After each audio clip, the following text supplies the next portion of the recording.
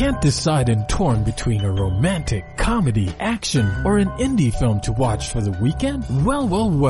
Golden State Media Concepts Movie Podcast is your ultimate guide to the latest movies. Join us as we dissect the latest on the blockbusters. It's the Golden State Media Concepts Movie Podcast.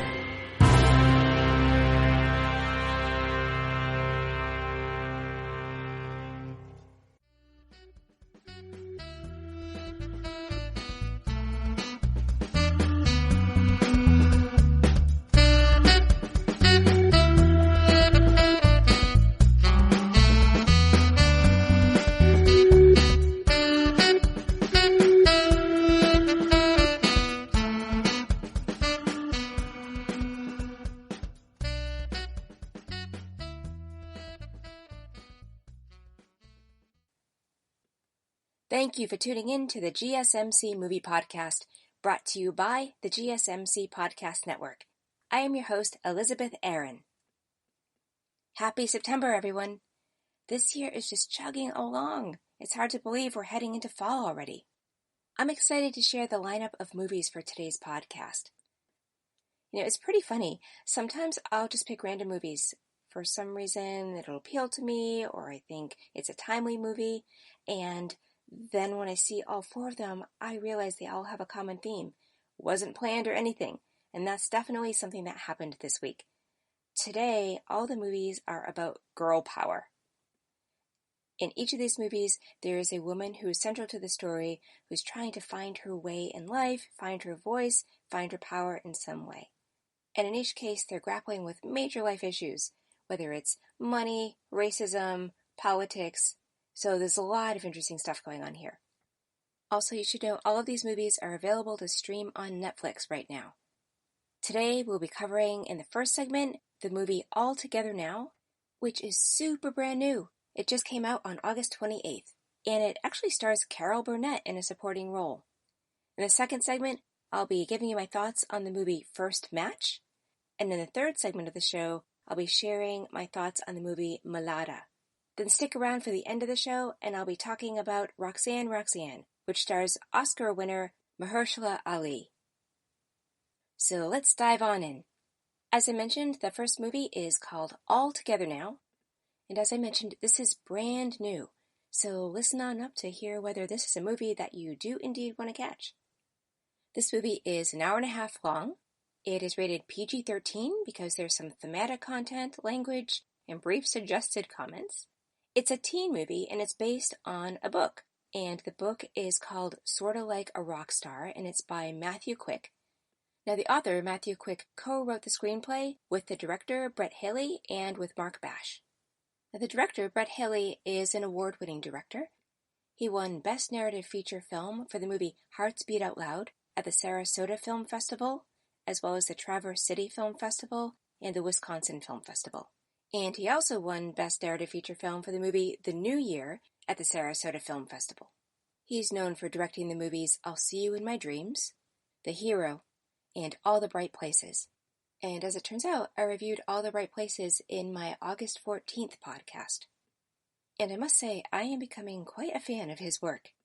Now, I hope I'm going to pronounce this right, but this movie stars Auli'i Cravalho. And she is the voice behind Disney's Moana. She won lots of awards for that movie.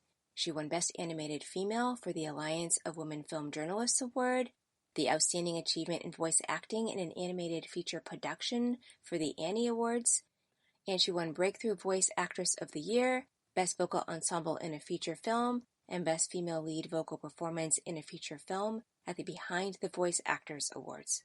She has starred in some short films, but also quite a bit of television.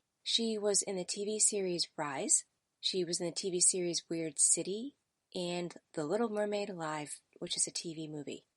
She's also starring in the TV series The Power, which is in pre-production. In this movie, she is our protagonist, Amber Appleton. This movie also stars Justina Machado.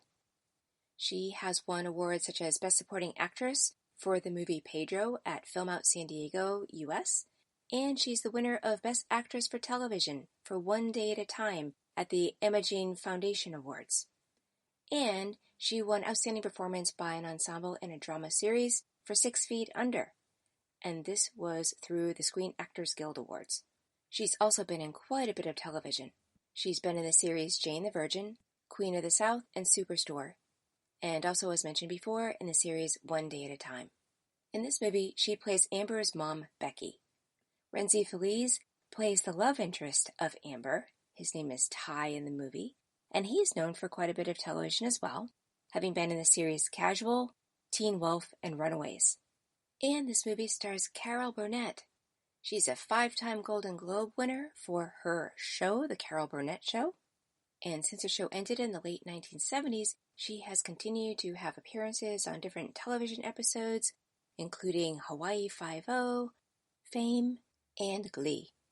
And actor Max Gail, who has been in a lot of television over the years, also has a small supporting role in this movie. He's been in such shows as Barney Miller, Quest, General Hospital, Mad Men, as well as some movies such as 42, The Frontier, and The Hero. The Netflix description of this movie is, an optimistic, talented teen clings to a huge secret. She's homeless and living on a bus. When tragedy strikes, can she learn to accept a helping hand? I think that's a pretty fair description.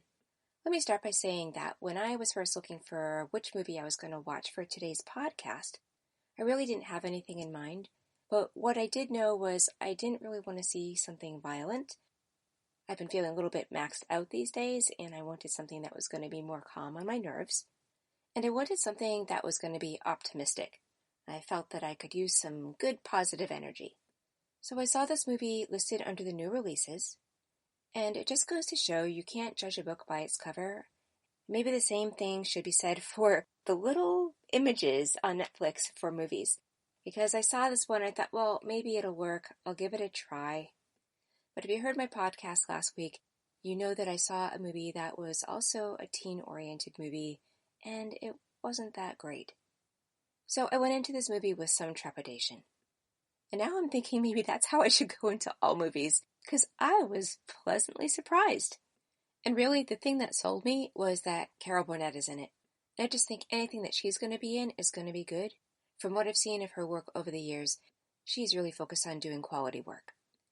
And I also had not been familiar with the cast members, but had I researched them ahead of time, I might have also been pleasantly surprised. All of the actors are pretty well seasoned and know their stuff, and it showed. In terms of the story, it takes place in Portland, Oregon, and at the beginning, we see how this young woman spends her evenings. In the opening, she's teaching a group of Asian women about English and singing. From there, she goes to a donut shop and collects her pay. And then she goes to a Burger King and gets dinner. And then we see her ride her bike, hide it, and then go into a parking lot full of school buses. Then she goes onto a bus, and she's with her little dog. She gives her dog some food as she herself eats dinner on the bus, and then she looks in the newspaper for apartment ads. Soon she hears some noises, and she's relieved that it is her mother who has come onto the bus, and we start putting two and two together and realize that they are homeless and they are living on the bus. But what we also learn is that her mom has had a glass of wine, and apparently she has an alcohol problem and should not drink any wine, and she met up with a man named Oliver, who was not a good influence on her or her daughter. And this starts the ongoing conflict that the mother and daughter have around their living circumstances and the mother's behavior. What we are actually witnessing is that Amber is more like the mom here. She's the one who's responsible, who's trying to find a healthy place for them to live, who's working hard to earn extra money. Later we learn on the weekends she works at a senior living center, and then she goes to school full time. She has quite a full life with a good group of friends that support her, and most of them don't know what her circumstances are. She keeps it well hidden. Her mom, on the other hand, is a school bus driver, and that's not enough for her to make ends meet, but it is why she and her daughter do stay on the bus. Although it's a precarious situation, because if they get found out, not only will her mother possibly lose her job, but they'll also lose the place where they're living. Now, at the senior center where Amber works, she has befriended Joan. Joan is the character who's played by Carol Burnett. and they have a really fun relationship. Joan is kind of cranky, and she doesn't like anything happy or saccharine, and Amber has the most positive attitude you could ever imagine anyone having, and they both kind of even each other out. I will say they have quite a mutual respect for each other. And it is either at Joan's place or at another friend's where Amber finds she can take a shower and just be ready for her day. But we also come to learn that Amber is very talented.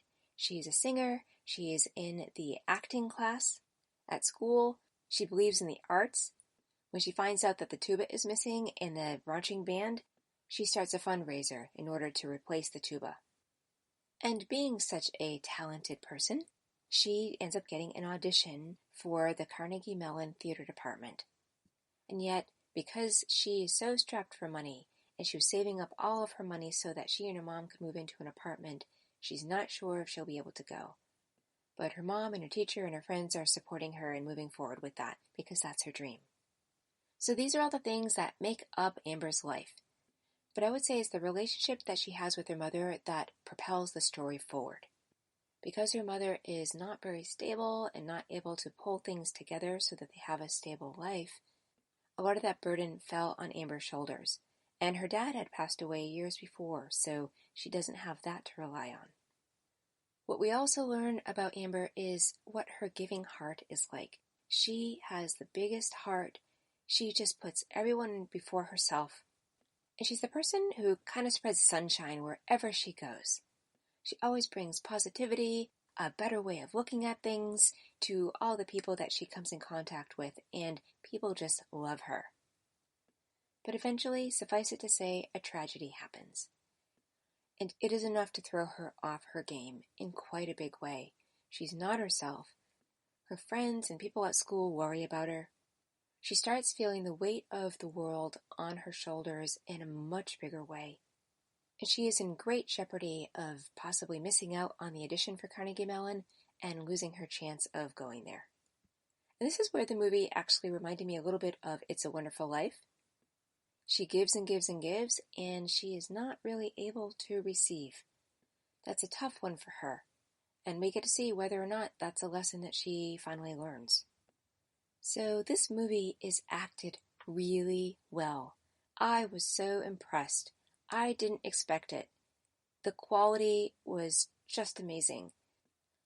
Many of the scenes were touching, poignant, and not hokey, and they could have been, but they're done super tastefully. There's one scene in particular where Amber is in the cab of a truck with her mom, and they are in conflict about how to move forward with their lives because something has happened and their circumstances are changing. And this acting is so in the moment. I just absolutely loved it. Each of them was owning where they were at emotionally as the character, and they listened and they answered and they played off their instincts. It was really believable. And I would say that there are many scenes where that is the case. Now, also there was something kind of formulaic or potentially formulaic about this movie. That's something that I look out for to see, have I seen this before? And while there are aspects of the story that I would say follow a formula, everything was done in such a way that it felt like it was the first time I'd ever seen it. It was done really uniquely. And maybe it was just that there was so much authenticity around the acting that every moment felt fresh and the characters were fresh. So any familiarity in terms of scene content really held its own. There also is an interesting twist in this movie in that Amber is white and the boy that she likes, Ty, is black. I've been seeing this theme quite a bit lately, and in fact it's also present in the movie that Brett Haley directed called In All the Right Places. In any case, in this movie, the typical racial roles are a bit reversed. There's a hint that Amber's family history may have some Hispanic in it, but it is not emphasized.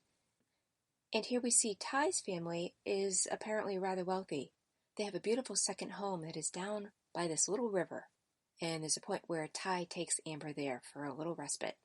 In so many movies where I see the black story, and there are 2 films that I'm reviewing in this particular podcast where that is the case, Usually the Black families are really struggling and are poor, and it was great to have an example here where that was not the case.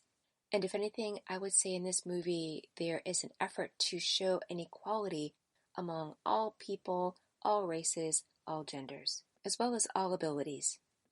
In this movie, I felt a lot. I really felt Amber's ups and downs emotionally. The things that happen to her, and in particular, the tragedy that happens, I could feel the weight of that. And I also felt the love and concern that her friends had for her in order for her to be able to heal. I found this movie was really touching. I found that it was well written. The scenes that strung the movie together were great. Often I didn't have an idea of what was going to happen next. I was able to predict at the end something that did happen. It seemed inevitable to me, but I could understand how for some people it would still be a surprise. And Amber has a really great character arc.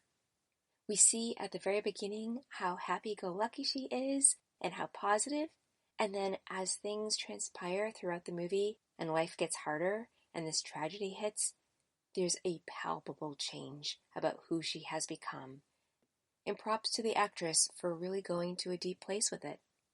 And while I was looking for a positive movie, I would say overall it was, but it's a movie that is certainly about struggle, and in the end, it is about how community can support somebody, and ultimately that is a positive message.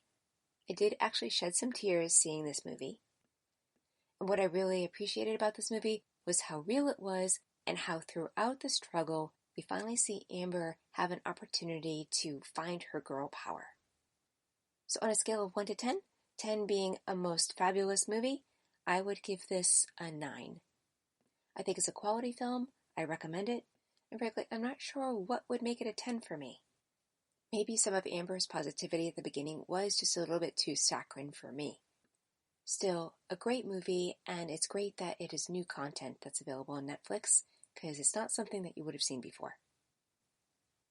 Now stay tuned for the next segment of the show, and I'll be looking at the movie First Match after the break. Want to know the latest and hottest music hitting the airwaves? Don't be left out. Listen to the Golden State Media Concepts Music Podcast. It keeps you on the loop with everything you need to know from pop, rock, hip-hop, and the top 40. And we'll throw in news of your favorite artists, concert and tour dates, and so much more. Listen no further, because this is the gold standard in music podcast.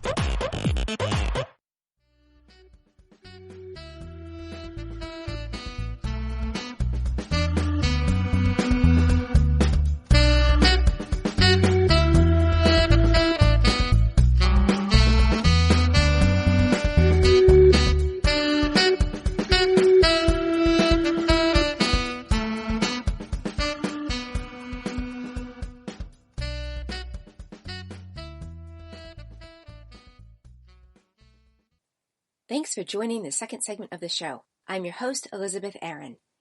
In the prior segment, I talked about the movie All Together Now. I'm now going to discuss the movie First Match. First Match came out in 2018. It's rated TVMA, meaning mature audiences, because there is some language and smoking. It's an hour and 42 minutes long. It's considered a drama and a sports drama. Also, this movie is an award winner. It won the Audience Award and the South by Southwest Game Changer Award for Narrative Feature and Narrative at the South by Southwest Film Festival in 2018. The film was directed by Olivia Newman. It was also written by her. She won the Jury Award for Best Student Film at the Aspen Shorts Fest. She also won Best Short Film for New Jersey International Film Festival for this movie. And it seems like maybe this movie had originally been a short and then turned into a feature. It also appears this was her first feature film that she directed. She's also directed several TV episodes of Chicago Fire, Chicago PD, and Dare Me, as well as FBI. She now has a movie in pre-production called Where the Crawdads Sing. The main character, Mo, is played by Elvira and Manuel, and she won Best Actress for the movie Language of Love at the Miami Film Festival. And prior to First Match, she was mostly in short movies. Besides those short films, she was in the movie House of Bodies, and she was in the TV series called Hits. The actor Yahya Abdul-Mateen II played Daryl, Mo's father, in this movie. He won Outstanding Supporting Actor, TV Movie Limited Series for the movie Watchmen by the Black Reel Awards for television, and he was nominated for a Primetime Emmy Award for that same role. You've seen him in the movies The Vanishing of Sydney Hall, The Greatest Showman, Baywatch, and Boundaries. He also was in an episode of The Handmaid's Tale, and as I mentioned, the TV miniseries Watchmen. And this movie stars Colman Domingo. He won Best Actor in a Drama for the movie Nothing Man at the ITV Fest, and he was also part of an ensemble that won an award. He was the Best Actor Ensemble for Beautiful Something out of the Chicago Gay and Lesbian International Film Festival. He's been in the movies Lincoln, 42, Selma, The Birth of a Nation, Lucifer, and Assassination Nation. To me, this movie was a big surprise. And most of the actors, they're not really household names, so I really appreciated that they showed up in this movie, and you can tell they gave their all. The acting was amazing. So let me back up a little bit. Here is a summary that Netflix gave. A tenacious high school girl raised in foster homes tries to reconnect with her ex-con father by joining a boys' wrestling team. Also, this is a Netflix original film. I think you'd like this movie if you like movies about overcoming adversity, if you like stories about family issues, and also if you like sports. So this movie is really about a daughter who has been abandoned and is desperately seeking the love of her father. And what we see is she will do practically anything for him. And she has to come to some conclusion for herself about whether that is in her best interest in the long run. So her father's passion is wrestling. And when she was growing up and still with her parents, she learned lots of tips and tricks from her father. And she knows so much about the sport already, just inherently. The movie starts when we see her being kicked out of a foster home. And she has to figure out where she's going to live. She goes to another foster home that she is familiar with, but it's not a place that she feels really comfortable with, and she feels resentful about having to be there. To deal with her situation, she does what it seems she often does, which is she goes to find her childhood friend Omari. He is on the wrestling team, and she goes and finds him at wrestling practice, and she explains to him that she needs his help. She needs to get back into the apartment where she was with a foster parent to get something from the bedroom where she was in. He helps her do that, and it turns out that what she was grabbing was a notebook that had belonged to her father. Now, first it was a little hard to tell if Omari was a brother, a half-brother, a friend, but eventually we learn pretty much that he's a friend, and truly a best friend. These two are thick. They will go through anything for each other. And one of the themes in the movie has to do with their friendship. Things happen that test their friendship, and we get to see whether or not they are as thick as they appear to be, and if they are going to continue to show up for each other despite things that have happened. But from the start, we see the level that he's willing to go to help her by breaking into this apartment. And one of the things they talk about is, where is she going to stay? Is she going to stay in this new foster home where she's not really happy? Or what is she going to do? And she says, well, as soon as her dad gets out of prison, she's going to go live with him. Well, that night they go out walking on the town, and who should she run into but her father? She discovers that he's been out of prison. He didn't contact her, and she's really hurt. And she is willing to do anything to get his attention, and she decides that she is going to be part of the wrestling team. She has a motivation to join the team not only because she wants her father's approval, but also she had recently got into trouble at school and had been suspended for a few days. One of the adults who witnessed what she had done that got her suspended was the wrestling coach. He is a person who said that she needs to find a way to channel her anger. And so when she shows up and asks if she can be a member of the team, and he balks at first, she explains why this would be a benefit for her and for the team, and he allows her to try out. And this wouldn't be a movie if she didn't succeed. Throughout the rest of the movie, we get to see her grow and change into someone who becomes a sports competitor. She starts building a passion. And what we see is over time, because of her strength and what she aims to do, it seems that the other members of the team, all boys, are pushing themselves. And this is the year that the coach believes this particular group has a chance of going after a championship. And in fact, Mo, short for Monique, is so consistent that the team really comes to count on her as a regular team player, and in fact on some level shows up as a leader for the team. Meanwhile, Mo is caught up in her relationship with her father. She really wants to find a way to be back in his life and for them to be able to stick together because she really wants family. He's all she has. So she keeps going back and visiting him at his workplace. At first, he rejects her, and it's very painful for her. But she's determined to find a way in, and wrestling is it. It's a thing that gives them a common language. And wrestling is kind of a test for her about how far her father is willing to go to bring her back into her life. For example, she keeps wondering if he's going to show up at any of her matches. Also, with the skill that she's demonstrating, she appears to be a knock off the old block, and this is a big compliment to him. It helps him feel good about himself. But also over time, she gets to kind of test him out in terms of, is he a really changed person after being in prison? He starts out working at a local restaurant. He's often taking out the trash and doing some of the grunt work. But eventually, he gets in with a guy who apparently he had been connected to before going to prison, and he is a drug dealer. But together, they have hopes and dreams. He learns that there's a relative that is in North Carolina who may have a lead on opening up a car wash, and he would love to be a part of it, and Mo wants to go with him. There's a really wonderful scene where Mo is hanging out in a parking lot with him. The parking lot is the place where he does the trade deals for the drug dealer. And they have a conversation about what it's going to take for them to go to North Carolina, how much money has to be earned, and what would need to happen for the car wash to be a great success. And it's just fun to watch their banter, watch them dream, and it's clear that Mo is just full of energy and hope. Now, Mo is also a kind of foil for her father. She's the one who sees things that he is doing and is a test for him in his integrity. For example, she'll come over after they do something, and maybe they'll have dinner. Maybe it'll be Chinese food or pizza. So one time she goes over, and she sees that he has a new stereo system. And she challenges him. How could he afford a new stereo system? Wasn't he saving his money up for the car wash? And he gets really frustrated about being judged by her and being seen by her. He really doesn't want anyone in his business. So he eventually explains that the cousin who was going to open the car wash hadn't gotten out on parole yet, as was expected, and so the car wash deal is a bit on hold unless he raises a lot of cash. With this, we see that Mo is changing.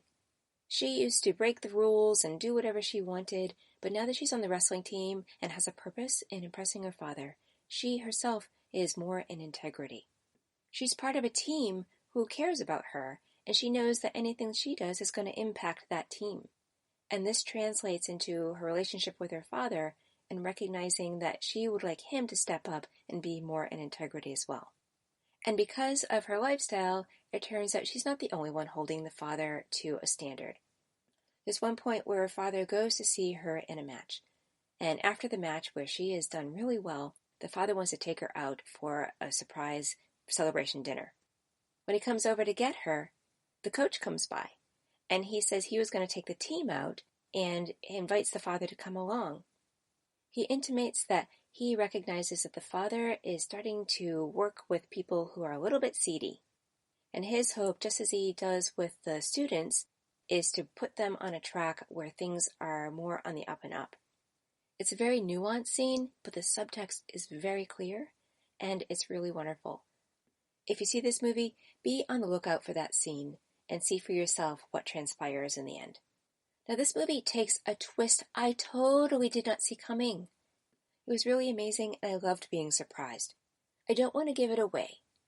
So suffice it to say that the father ends up challenging Mo to help him come up with money so that they can afford the car wash. And yet, what she would have to do, the thing that he is asking her to do, puts her in some level of danger, and she has to choose what is most important.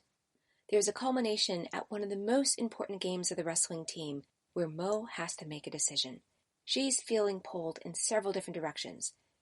She has to decide if she is going to keep her commitment to the team in that moment and help them win the next match so they can go on to the championship. If she's going to go with her father, because the thing that he is asking her to do and needs her to do in that moment will ultimately mean freedom for them in being able to get that car wash. And she has to decide about other consequences that have to do with the foster home that she's now in. This is the first match where the woman who is her foster mother actually comes to see her perform. You see her anxiety, her wrestling with the choice that she makes, and she ultimately makes a choice. I will not give away what that choice was, but it definitely moves things along in the end of the movie that helps Mo come to a conclusion about what her relationship with her father is truly like. It will make her face consequences for her actions, and it will set her life on a course that I think we see is ultimately for the best, but is a very hard thing for her. She shows herself to be so tough, mentally, emotionally, physically, throughout this whole movie. As I mentioned at the top of this segment, I love the acting in this movie. I got really wrapped up in the story. And anytime that happens and I'm not paying attention to the acting, that the characters seem so natural, to me that is a sign of a really good story and film. In this movie, we get to see Mo transform. She's this angry, rebellious, acting out young woman who moves into a woman who becomes real. She is competitive. She is a teammate. She grows and matures, and we get to see her ultimately make choices that in the long run are probably in her best interest. I'll also say that that notebook that she had gone back for in the foster home ends up becoming a very powerful symbol towards the end of the movie. And I will say, even in the scene where this notebook is delivered to someone, you're wondering, even up to the last minute, what it means. And I felt so many feelings, moment by moment by moment, in terms of seeing what was going to happen next, what I wanted to have happen, what I wanted Mo to do, and what actually transpired. It was just rich and full and deep. Other things we learn are about self-worth. Mo gets to find out how much she can actually truly value herself, and in that happening, she recognizes what the value of others is. And this is profound. There's also a point where she and another member of the wrestling team develop a bit of a love interest, but as it turns out, this other member of the team has a girlfriend. So yet again, here's one more level of complication that Mo needs to deal with. This movie covered a large range of themes, from money to racism to love and family, and it does it exquisitely well. I will note that there are going to be some scenes that are somewhat violent. They're a bit hard to stomach, and yet they are not gratuitous. I think that they are important scenes, and they make a lot of sense. So on a scale of 1 to 10, 10 being a most excellent movie, I think I'd give this one a 10. The story was clean, the acting was amazing, and these actors, who are relatively unknowns, really did a great job. So I definitely recommend this movie. Now stay tuned for the next segment of the show, when I'll be looking at the movie Milada after the break. Tired of searching the vast jungle of podcasts? Now listen close and hear this out. There's a podcast network that covers just about everything that you've been searching. Hey! The Golden State Media Concepts Podcast Network is here. Nothing less than a podcast bliss with endless hours of podcast coverage. From news, sports, music, fashion, cooking, entertainment, fantasy, football, and so much more. So stop lurking around and go straight out to the Golden State Media Concepts Podcast Network. Guaranteed to fill that podcast itch. Whatever it may be. Visit us at www.gsmcpodcast.com. Follow us on Facebook and Twitter, and download us on iTunes, SoundCloud, and Google Play.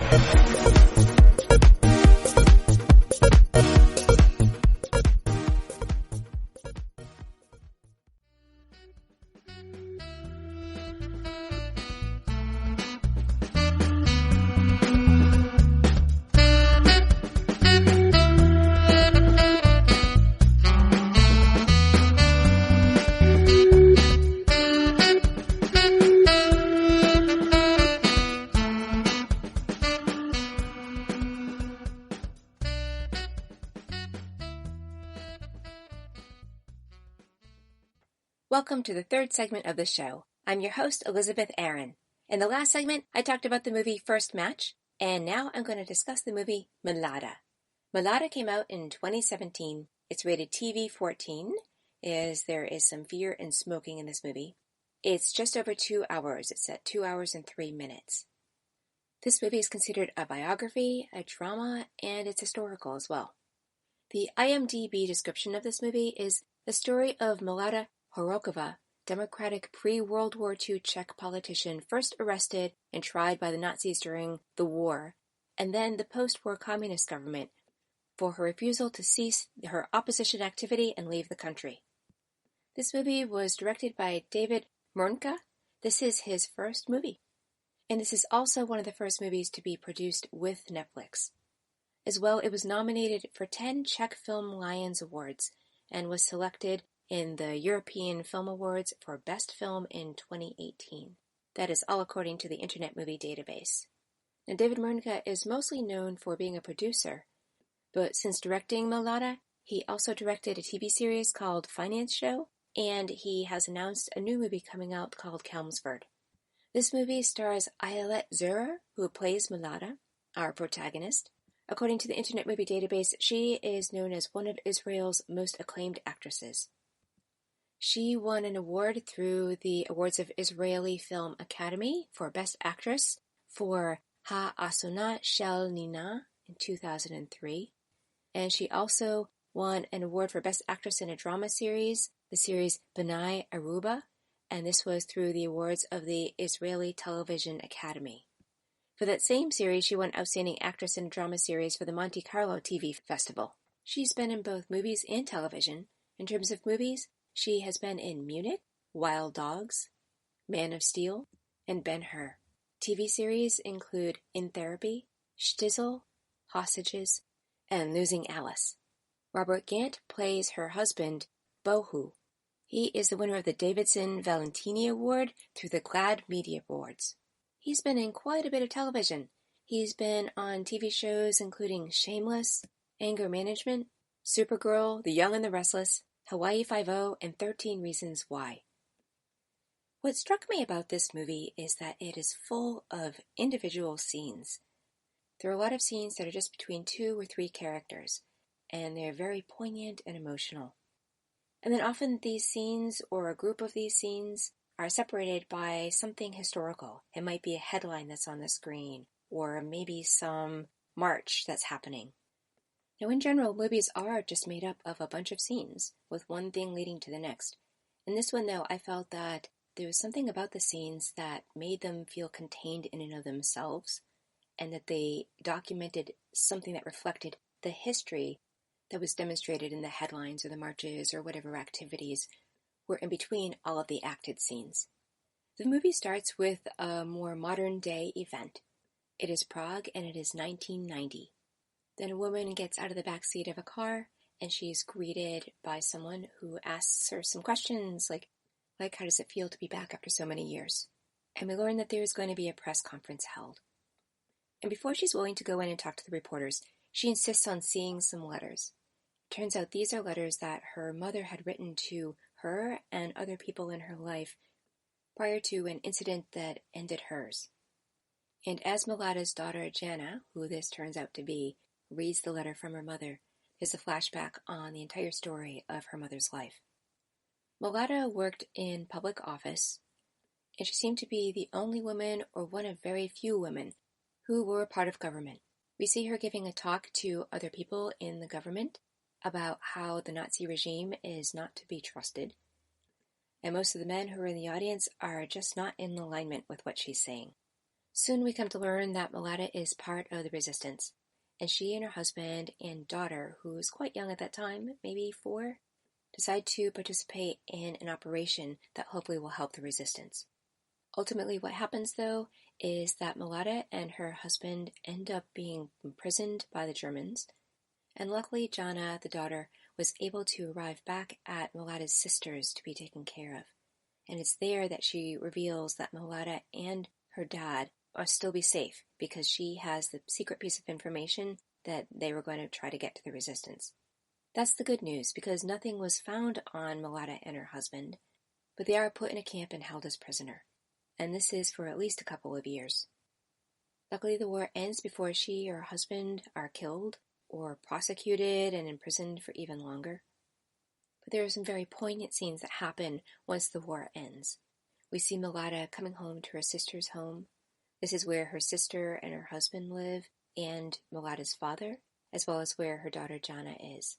And Jana has been growing up, and she's like a completely different daughter when Milada arrives. And while everyone is so happy to be reunited, there are some issues that crop up within the family. It turns out Milada's sister Vera is somewhat resentful. She was glad that she could take care of Jana, maybe a little frustrated that she wasn't able to have her own family during this wartime, but she also feels that the risk Milada took and instigated with her husband and Jana could have put them in so much more grave danger, including Jana. Milada finally explains to her sister that if nobody took any action, then the Third Reich would probably still be there in Czechoslovakia. And that is where the full film pretty much takes place, in Czechoslovakia. Now, Milada's husband, Bohu, has also arrived there, and he is very ill. He's already resting in a sick bed in another room. They do have a doctor come, and Milada prays, and Jana watches on, and finally Bohu does show some resilience and starts to bounce back. Then we start seeing life pretty much go back to normal. Milada and her husband and daughter are able to move into their own home again. Milada goes back to work. She gets reacquainted with people that she had known prior to the war. And there seems to be a special bond that's there between her and the people who were in her life before, because they've all been through this war and they're all survivors together. And it's just great watching them flourish. And one thing that comes out of this time is that Milada is asked to become a member of parliament. And she accepts the challenge, and she does it. But she is a voice for democracy. And eventually the communists come more into power. The prime minister is a communist, and he is aware that Milada has a great following from the people. They like her quite a bit, and he knows that he needs to get her on their side. But Milada starts seeing through the communist tactics, and she sees that there's a great parallel between what they're pulling and what the Nazis pulled. And as she gets more deeply involved in politics, she makes a promise to her husband that she will not put their family in danger. There's a really wonderful scene where she and her husband are in the bedroom, they're in their pajamas, she wakes up from a nightmare and she's trying to grapple with what should she do next. Much of this movie is about Milada's struggle around commitment. She's committed to the people in the country, and she's also committed as a wife and a mother. And which is going to come first? Where do her loyalties really lie? And she seems unable to unhinge herself from her political stand. She believes if nobody takes a stand, more and more people are going to suffer as a result. At one point, Bohu says they need to leave. She finally takes him seriously, and they do get ready to leave. But the timing just doesn't quite pan out, and as a result, Milada ends up getting imprisoned. Over a period of a good number of months, she is eventually tortured in order to break her, so that she will finally admit that she has committed treason. She is held out and held out. All of the other prisoners that were taken had finally broken. She was the last one, and it took some doing to finally have her give in. All of the prisoners who committed to treason end up having to go on trial. And she's the only one who speaks out, tells her truth, and goes counter to what the communists want her to say. And this is at great cost. She could lose her life as a result of doing this. But she's principled and brave, and she knows that if she doesn't, no one else will take a stand for democracy. Throughout this, we get to see Jana, her daughter, growing up and being alone, being without her parents, feeling isolated from other children, especially when her mother is imprisoned. People try to stay away from Jana. They see her as kind of a pariah. They don't want to be associated with someone who is taking a stand that could put them in danger and hurt their own lives. Meanwhile, the communists had also gone after her father, and her father had promised that he'd come back for Jana and take her with him. But he has to go into hiding. They are on the lookout for them. And so both Milada, who promised her husband that they wouldn't be in danger, and her husband, who promised Jana that he would come back for her, because of what the circumstances are, they're unable to really keep those promises, and it's heartbreaking. Now, the acting in all the scenes is really terrific. I was mesmerized watching all the characters on screen. I believe their interactions, I believe the emotions that they're experiencing, and there were some tough scenes, because we're talking about things happening in Nazi Germany, and we're talking about Milada being tortured, so we would expect that there would be some violence. I'm grateful that the choices that were made were mostly to make hints at the violence. The director really respects the audience and their imagination to figure out what is going on, and to feel the pain of the characters. Their characteristic about Milada is her strength. She's very rooted, very strong. She comes across as if anyone crosses her path, they will not be able to move any further. She puts down a boundary, and people have to respect it. And that makes her powerful and dangerous to other people who want to sway her. And Milada's character is consistently this way. This also garners her lots of respect, and it shows that she actually has her voice. She knows what she believes in. In some of the other movies that I'm looking at today, the women are trying to find their voices. In this movie, it's a little bit different. Milada is clear on where she stands. What she needs to do is be the one voice that's heard in the crowd, and she needs to hold her line steady. In fact, when she finally decides to give in after all of the torture that she has endured, and say that she is admitting to committing treason, I was surprised. I thought so much of this movie was going to be about how strong she was and how she would outdo the Communist Party. There's a part of me that hoped for that, but I think when it came down to it, she recognized that her husband and daughter were suffering along with her, even if they weren't there with her, and there wasn't an end in sight. And it wasn't clear if the torture was just going to keep going on forever until she finally admitted it, if she was going to be put in prison for life. The interrogator had to keep trying to come up with creative ways to get her to talk, to get her to cop up to being treasonous. And he kept saying, "This is your last chance, this is your last chance," and he had to keep moving the goalpost because she was just so strong and so adamant. It was really quite remarkable. She was super courageous. And the point she was trying to make is anyone should be able to have their own beliefs and not be persecuted for them. She was someone who made the Communist Party demonstrate that they were exactly what they weren't supposed to be if they felt themselves being a democracy. At the end of the movie, we come back to the beginning, where Jana has finished reading the letter from her mother, and then she's interviewed by the press. At first, the press is curious about her and want to know about her life, and she pushes back and she says this is about her mother. This is her mother's story. And in doing that, I just couldn't help but think she is indeed her mother's daughter. There's a lot about this movie that I appreciate. I appreciate that there's a demonstration of integrity, and I appreciate that it is a woman who is leading and demonstrating this. I think I would have liked to have seen whether there was more sexism. That really didn't seem very prevalent. And also, her husband was really supportive of her. She was definitely the leader in that family, and he supported her and followed along. He didn't have much of a say. He wasn't very strong in his opinions about things. He just essentially went along with her. And I thought that was fascinating, and I think it was fascinating that her husband was the kind of person who would do that. That she didn't choose to marry someone who would really challenge her, but someone who would just believe in her. But perhaps that's to his own detriment. He had let her know that he wanted to leave, and while she finally gave in to that, it was too late. If he had been the kind of person to push more for what he wanted, things might have really turned out differently. And I think she could have found a voice from afar to be critical of Czechoslovakia. Something else that I really liked in this movie was the historical aspects of it.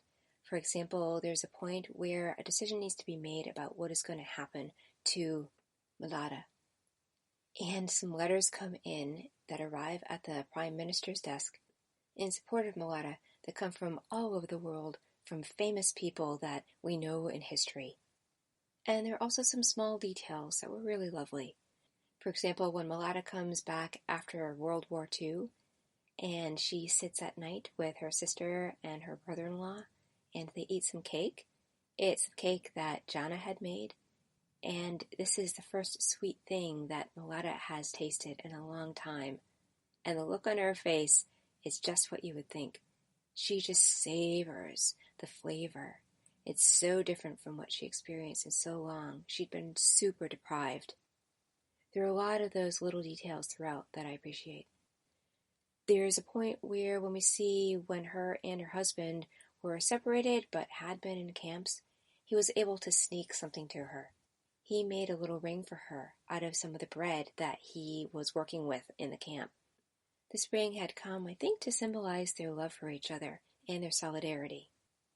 I expected more to happen with this ring because it was such a small symbol, but we never actually see what finally happened to this ring, and I felt that was a lost opportunity. Overall, I do recommend this movie. What I will say, though, is it is a dark movie. There is some hope and light that comes from Milada and what she says in her letters and what happens at the end and how she responds to it. She continues to be a beacon of strength, and yet it is definitely bittersweet what happens at the end. She has had a very difficult life. She's gone through a lot of hardship as a result of the wars. And yet, if there had been a different ending, I don't think it would have been as believable or natural. So on a scale of 1 to 10, 10 being a most excellent movie, I would give this an 8. I think it is a wonderful movie. The acting is wonderful. The story is solid. These are hard movies to pull off. Oh, another point is that all the actors use accents, and it was very believable and helped set the scene. But the way the story was told, something I didn't go into, was it went around in circles, and there were a lot of flashbacks, and I found it hard to track when certain things were happening and which thing that was happening applied to which flashback. And that made it a little less enjoyable for me. And I think that's my main reason for giving it an 8 instead of a 9 or 10. And now stay tuned for the final segment of the show, and I'll be sharing the movie Roxanne Roxanne. Watching TV has changed over time. Streaming has become the new norm. That's why Golden State Media Concepts television podcast dives headfirst to the world of cord cutting. Want to be on the loop of what's hot in Netflix? Or if it's not a preference, what about original shows in Hulu? We've got you covered. Join us as we fill in the blanks and talk about movies to stream and what show you should be binging. This is the Golden State Media Concepts television podcast.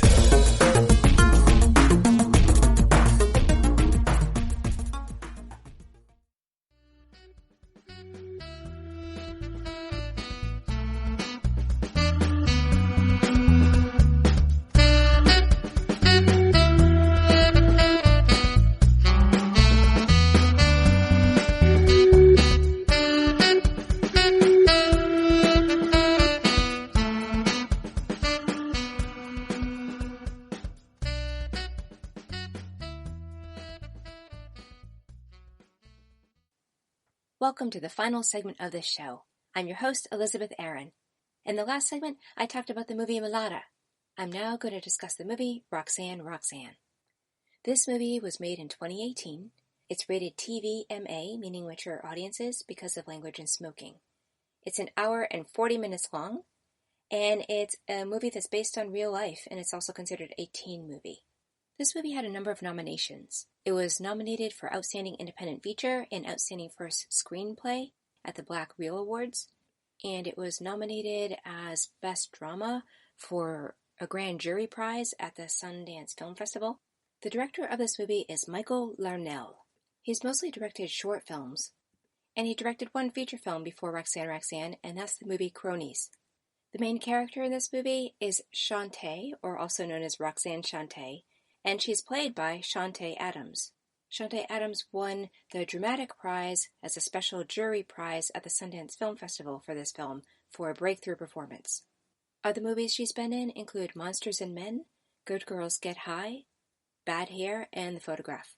Also starring in this movie is Nia Long. She plays Miss Peggy, who is the mom of Shantae, as well as 3 other daughters. She won Star of the Year in the year 2000. It's the Black Star Award at the Acapulco Black Film Festival. She also was the winner of the Hollywood Award as part of a Best Ensemble Cast for The Best Man Holiday, also at the Acapulco Black Film Festival. She won Outstanding Actress in a Drama Series for Third Watch at the Image Awards for the NAACP, and she won Theatrical Best Actress for The Best Man for the Black Reel Awards. She's been in such movies as Boys in the Hood, Made in America, Stigmata, and The Single Moms Club. And she's been in quite a bit of television, including the series Dear White People, Empire, and NCIS Los Angeles. And last but not least, this movie stars Mahershala Ali. He is a 2-time Oscar winner, having won Best Performance by an Actor in a Supporting Role for Moonlight and for Green Book. He also won for the same role for a Golden Globe Award for Green Book. He's also known for movies Go for Sisters, Supremacy, The Hunger Games, Mockingjay Parts 1 and 2, as well as Hidden Figures. And he's been on television as well, having been in the series Crossing Jordan, The 4400, True Detective, and Raimi. According to the Internet Movie Database, the description of this movie is, in the late 80s, early 1990s, the most feared battle MC in Queens, New York was a fierce teenage girl with the weight of the world on her shoulders. That's a decent description, capturing the bigger picture. There's a lot that goes on in this movie. At the beginning of this movie, we see Shantae sucking her thumb as she walks. Her mom grabs her and tells her that sucking her thumb is going to hurt her teeth. And eventually we see throughout the movie she has braces on the entire time. In fact, one thing that I was a little surprised at is her braces never came off, and she actually must have had her braces on for 5 or 6 years. And that seemed to be a little bit of a stretch. In any case, Shantae's little sister is behind her, saying, "The champ is here, the champ is here." And Shantae walks up into this little crowd, steps on top of a milk crate, and she is ready to compete to keep her title as rap champion. What this beginning does is it establishes her as someone who has a natural, raw talent for doing rap and rap lyrics. The next part of the film really focuses on Shantae's life, her family's life, and the struggles that they go through living in the projects. Her mother has been saving up for a long time so that her family can have a home. But some unexpected circumstances that come as a result of her mother thinking that she could trust somebody ends up being that the money is gone and they have to stay stuck in the projects after all. This is a real blow to everybody. Also, Shantae is very young. She's 13, about 14, and she and her mother are just not seeing eye to eye. If she doesn't get home by a certain hour, it's normally about 9 o'clock, if she's even a minute late, her mother will lock her out. As a result, she doesn't feel safe all the time, and she is the one who is the oldest of the daughters, and she is looking after everybody. She herself kind of has the responsibility of a parent weighing on her shoulders. So she finally decides that she's going to leave. She's moving out. She found a place to live. She needs to earn $50 a week in order to stay in this room. But things go really sour with the man who she's renting the room from, and she realizes that living on her own is not as easy as it looks. And her mother is really tough on her. She wants to know why she should take her back. It seems that just being her mother's daughter is not necessarily enough of a reason. But it seems her mother is this hard on her because she needs Shantae to take a certain level of responsibility. She needs her to understand that not everyone is looking out for her best interests, especially men. And it's very easy to get caught up in all of the emotions that the men bring out in her, and yet these are things that she should not necessarily trust. They are a smokescreen for what is really going on and for how she has to look out for herself. And this seems to be the main thrust of the movie, the lesson that she has to learn throughout. So things start to change for Shantae when she goes downstairs with the laundry of her family. She's going to go to the laundry room and take care of all of that. When a neighbor she knows, a guy, pokes his head out his window and calls down to her and says, "Hey, are you still doing rap?" And she says, "Well, why?" And he wants to record her. He has a makeshift home recording studio, and she goes on up. She spends 10 minutes doing a rap. That's all it took. She's just so talented and so quick. She makes this song happen, and she leaves not thinking anything about it. In fact, the guy who recorded her calls out the window after she leaves and says, "Hey, you didn't even get to do a second take or listen it through." And she said, "I don't have time. I have to do the laundry." It just wasn't in the forefront of her mind. The next thing you know, though, her song is a hit. It resonates with everyone in the hood, and it goes broad and wide. Before we know it, her song's being played all over the radio. She's shown up in the newspaper. She is the talk of the neighborhood. Her mom gets wind of it, and at first she's very skeptical, but then she sees the success that's coming their way, and she is proud of her daughter. At last, Shantae is getting some kind of recognition that she has always craved from her mother. And then there are all kinds of people, especially men, who recognizes that there may be a gold mine in this young woman. They start buying her gifts and start wooing her. One person becomes an agent. And this is the point where Cross, the character played by Mahershala Ali, comes in. He woos her with very expensive gifts. And she, being only 14, 15, 16, she falls for it. And that is despite warnings from friends and her mom, her family.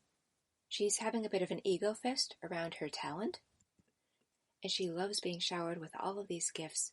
It's like at long last, she is getting the recognition, the attention that she feels she's always deserved but had never gotten before. Even when she was a rap champion, that didn't seem to completely fill the need that she had. But over time, we see that this is not actually working out very well. She's acting all like a grown-up, as if she can make grown-up decisions, and she knows what's in her best interest, but she is in for big trouble. There are some good people on her team, but she is wooed instead by all of the glitz and glamour, and as a result, she ends up having a relationship with Cross. There is a really interesting scene. It is a little bit graphic, but there's a scene where she and Cross are making love, and then it morphs into her having a baby. So at about 16, maybe 17 years old, she's having her first child. And coming from the projects, she feels her big dream is to move to New Jersey and to have a home and to have a life as a star. But life with Cross is not quite what she expected. When she wasn't dependent on anyone and she was just herself and she had all this power because everybody wanted a piece of her, things were going pretty well. They weren't perfect, but she was the one who was mostly in control. She could say yes or no. As soon as her relationship with Cross became serious and they were becoming parents together, their relationship became violent, her self-esteem took a big beating, and she went to rock bottom. She was no longer the star. She was just surviving, trying to support a baby, and trying to survive being in a household where she wasn't safe. This was quite a moving story. There were lots of ups and downs. This touches on money issues, fame issues, racial issues, power issues, safety and domestic violence issues, issues that come with being an artist, relationship issues, and how men and women interact. This movie packs a lot into a small amount of time. I thought Shantae Adams did a great job acting in this. Just being able to spout out all of those rap pieces, that is a lot to learn and a lot to be able to act as if you knew it and were saying it off the cuff. Challenging role. And Mahershala Ali, I think his role must have been really challenging for him. He seems to be such a kind-hearted person, so for him to have to stretch and play a man who's abusive, especially to someone who is underage, and technically they weren't supposed to have a relationship, already there was something that was not kosher about this relationship because she was so young. Well, it must have been a heartbreaking role for him to play. Something also comes up around their baby son that I'm not going to give away, but I can only imagine how excruciating it would be for him to play this role of a father and do what he does around his son. Also, Miss Peggy, who is Shantae's mother, she did a fabulous job. She was very convincing. There's a point where she goes back into drinking too much, and she carries that off very naturally. She is a single mom of 4 daughters. And the oldest is 13, going on 14-ish, and then has this sort of strike of fame. This is a lot to handle. They're living in the projects, hardly making ends meet, and they got ripped off. Also, her faith in men has just gone out the window, and this is something that she impresses upon her daughters. It is a prime example of how some women can become man-haters when they're only exposed to negative energy from men because all the men are out just to survive, just like the women are in the projects, and because of race issues, while the women who are left behind need to stay strong, and it is not easy under these circumstances.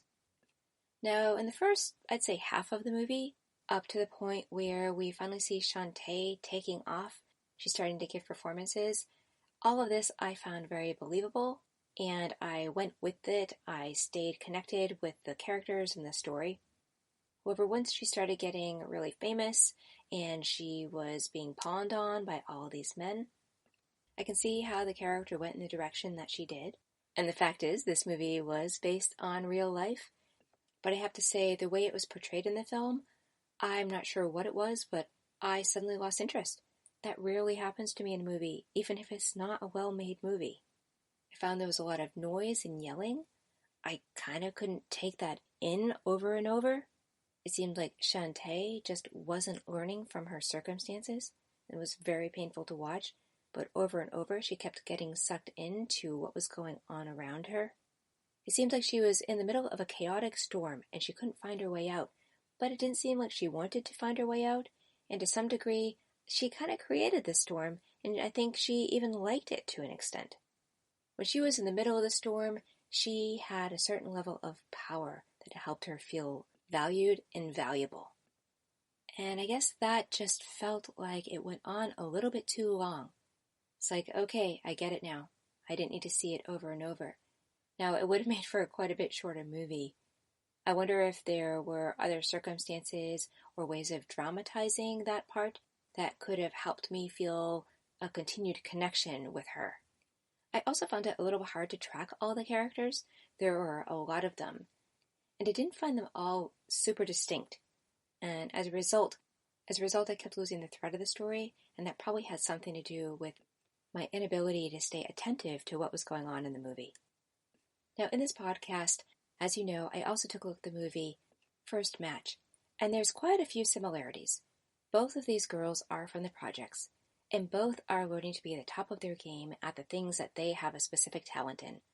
In terms of First Match, the talent is wrestling. In terms of this movie, Roxanne Roxanne, it is being a rapper. In each case, there is a circumstance where a man comes into question in terms of how he is supporting the woman.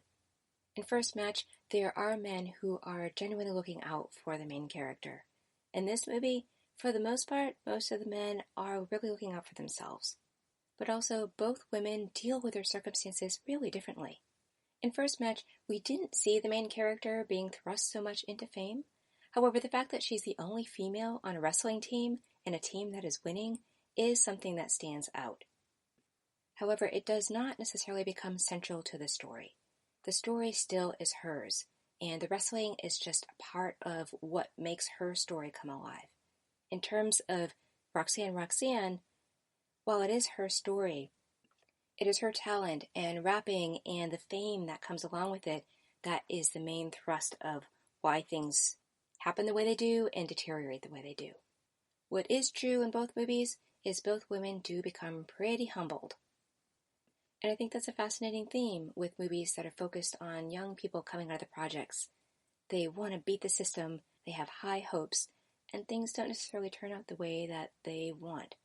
I will say that First Match ends probably in a bit more positive note than in Roxanne Roxanne, but in both cases, both characters learn a lot, and we as the audience learns about them more vicariously through watching these movies.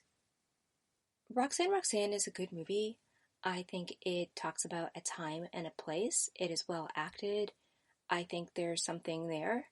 At the same time, as I mentioned, I was so distracted and it did not keep my attention that I don't know that I'd recommend it as highly as First Match, for example.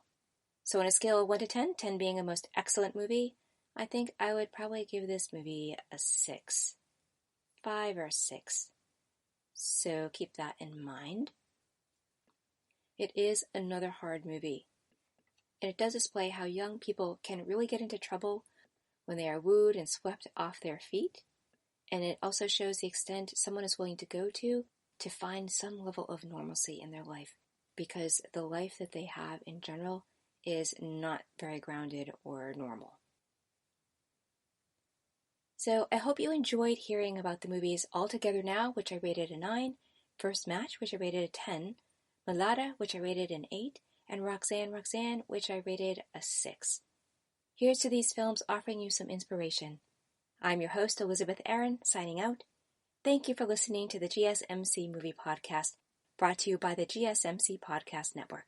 I'd like to ask you to please remember to subscribe to the show and write a nice review that really helps us. Also, if you can please follow us on Facebook, Twitter, and Instagram.